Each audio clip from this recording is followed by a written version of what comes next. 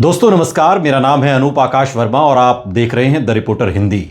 उत्तर प्रदेश के विधानसभा चुनाव में अभी एक साल से कम का समय बाकी है, लेकिन बहुजन समाज पार्टी ने अपने उम्मीदवारों के नाम का ऐलान करना शुरू कर दिया है। या यूं कहें कि सीधे सीधे ब्राह्मणों को टारगेट करते हुए बीजेपी को झटका देने की तैयारी मायावती ने शुरू कर दी है। मायावती, जिन्हें उत्तर प्रदेश में बीजेपी की बी टीम भी कहा जाता है, वही मायावती अब ऐसी तैयारी कर रही हैं जिसमें बीजेपी को झटका दिया जा सके। ये तो सभी जानते हैं कि बीजेपी से अंदर खाने ब्राह्मण समाज जब से योगी आदित्यनाथ की सरकार उत्तर प्रदेश में 2017 से बनी है, तब से लगातार नाराज रहा है। यह नाराजगी इतनी बढ़ गई कि ब्राह्मण विधायकों को जो बीजेपी के, उन्हें अलग से एक बैठक करनी पड़ी, जिसको लेकर काफी हंगामा भी हुआ था। अब इन्हीं नाराज ब्राह्मण वोटों पर मायावती की नजर है। बीएसपी ने अभी तक करीब आधा दर्जन सीटों पर अपने प्रभारी नियुक्त कर दिए हैं और बसपा जिन चेहरों को विधानसभा क्षेत्र का प्रभारी बनाती है, बाद में उन्हीं को कैंडिडेट बना देती है। यह बात सभी जानते हैं। बीएसपी प्रमुख मायावती ने 2027 विधानसभा चुनावों के लिए जिन सीटों पर प्रभारी नियुक्त किए हैं, उसमें बीएसपी ने आजमगढ़ की दीदारगंज विधानसभा सीट पर अबुल कैश आजमी, जालौन की माधोगढ़ विधानसभा सीट पर आशीष पांडे, जौनपुर की मुंगरा बादशाह विधानसभा सीट पर विनोद मिश्रा और सहारनपुर देहात विधानसभा सीट पर फिरोज आफ्ताब को प्रभारी बनाया है। और एक तरीके से बीएसपी ने इन नेताओं की उम्मीदवारी को हरी झंडी दे दी है। मायावती ने जिस तरह साल 2007 के चुनाव में जिस सोशल इंजीनियरिंग के दम पर यूपी की सत्ता में वापसी की थी, अब उसी फॉर्मूले को 20 साल बाद 2027 में दोहराने की तैयारी है। और यही वजह है कि मायावती ने फिलहाल जिन नेताओं को प्रभारी बनाया है, उनमें 2 मुस्लिम और 2 ब्राह्मण हैं। यानी कि मुस्लिम, ब्राह्मण और दलित वोट बैंक मायावती मानती हैं कि उनके साथ है, तो यहां से सोशल इंजीनियरिंग का फॉर्मूला तय होता है। और ऐसे में साफ है कि बीएसपी की नजर किस वोट बैंक पर है। एक तरफ बीजेपी का हार्डकोर वोट बैंक माने जाने वाला ब्राह्मण समाज और दूसरा समाजवादी पार्टी का हार्डकोर वोट बैंक माना जाने वाला मुस्लिम समाज। दोनों पर बीएसपी अपने तरीके से डोरे डाल रही है। बीएसपी ने विधानसभा चुनाव से एक साल पहले अपने उम्मीदवारों के नाम का ऐलान शुरू कर दिया है। बीएसपी ने फिलहाल 4 विधानसभा सीटों पर प्रभारी बनाए हैं, लेकिन माना यह जा रहा है कि अगले 2-3 महीनों में करीब 100 विधानसभा सीटों पर चुनाव लड़ने वाले नेताओं की तलाश बीएसपी पूरी कर लेगी। बीएसपी जिन चेहरों को प्रभारी बनाती है, बाद में पार्टी प्रत्याशी भी बनाती है। आजमगढ़, जौनपुर, सहारनपुर और जालौन जिले की एक-एक सीट पर प्रभारियों की घोषणा मायावती की इसी रणनीति का हिस्सा है।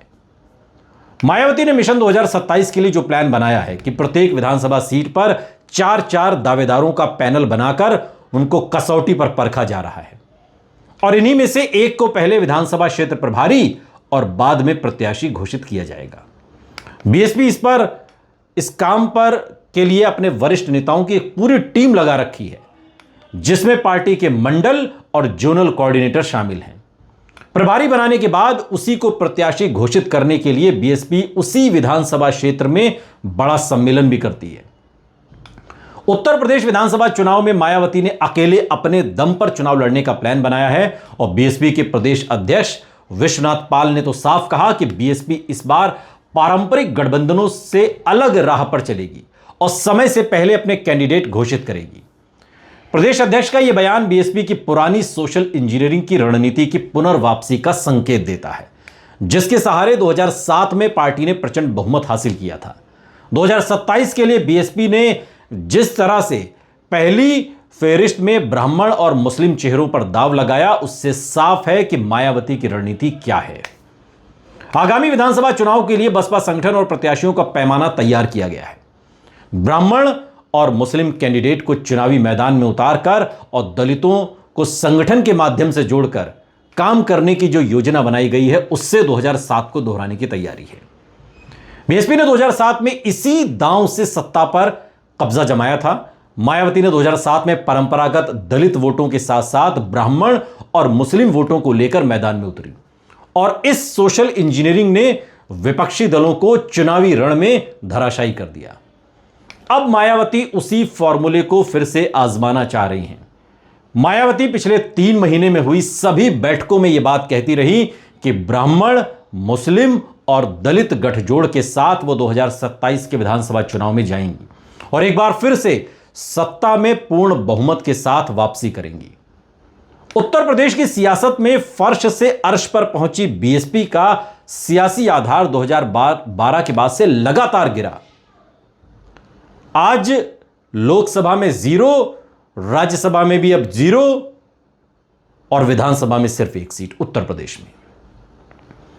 बीएसपी 30% वोट शेयर से गिरकर यूपी में 10 से 12% के वोट शेयर पर आ गई है।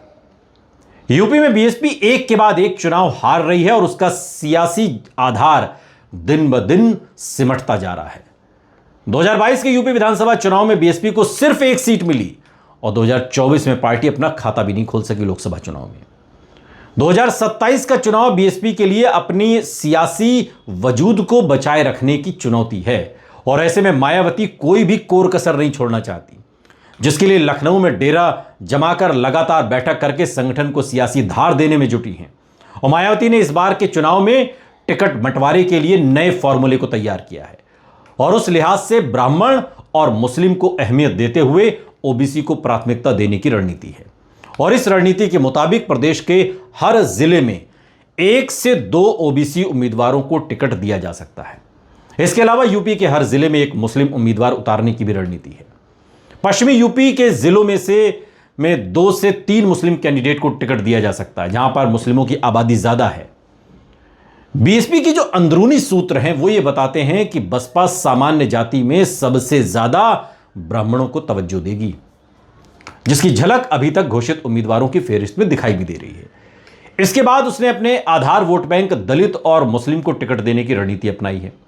यूपी में तमाम ओबीसी जातियां हैं, उन पर बसपा दांव खेलकर उनको अपना प्रत्याशी बनाएगी। सूबे में करीब 50% से ज्यादा ओबीसी मतदाता हैं जो सियासी तौर पर निर्णायक भूमिका में हैं। सामान्य जातियों की बात करें तो उसमें सबसे ज्यादा ब्राह्मणों को टिकट देकर मायावती ब्राह्मणों को खुश करना चाहती हैं। ब्राह्मणों को टिकट देने का मकसद यह माना जा रहा है कि ब्राह्मण बीजेपी से नाराज हैं, इसलिए बसपा ब्राह्मणों को उम्मीदवार बनाकर और इलेक्शन में खड़ा करके 2027 विधानसभा चुनाव में बीजेपी के वोट बैंक में सेंधमारी करना चाहती है।